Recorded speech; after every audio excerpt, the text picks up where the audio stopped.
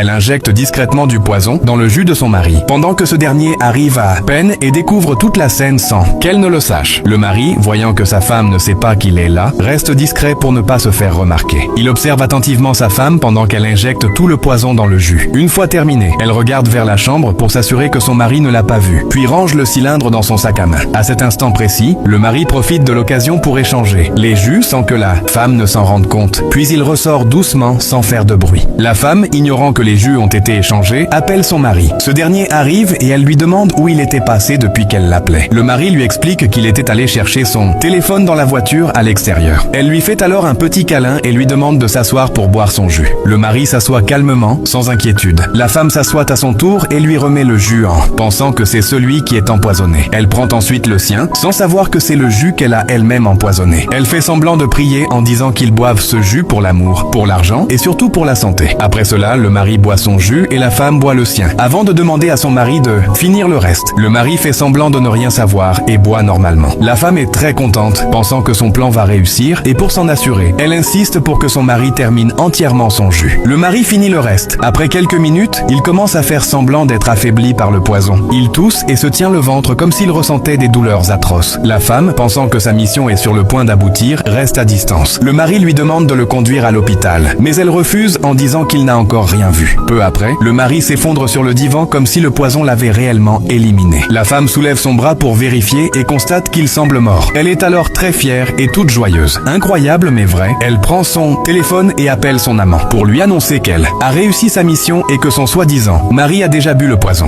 Pendant tout ce temps, le mari observe discrètement sans qu'elle ne le sache. Elle dit ensuite à son amant qu'il peut venir car tout est terminé. Quelques minutes plus tard, l'amant arrive, fait un câlin à la femme et tous les deux se réjouissent de la mort du mari. La femme va ensuite dans la chambre, prend ses affaires ainsi que la mallette contenant l'argent de son mari et la remet à son amant. Ils s'apprêtent à partir quand, soudain, la femme commence à ressentir de violentes douleurs au ventre. Le poison commence alors à faire effet sur son corps et elle s'effondre par terre. C'est à ce moment précis que le mari se relève et leur révèle qu'elle a bu son propre poison. Pendant que la femme est en train de s'écrouler, le mari fait quelque chose de très grave. Un acte vraiment terrifiant qui coûtera également la vie à l'amant de sa femme. Je te dévoile tout ce qui s'est passé ensuite dans la partie 2 de cette vidéo. Alors abonne-toi pour découvrir la suite.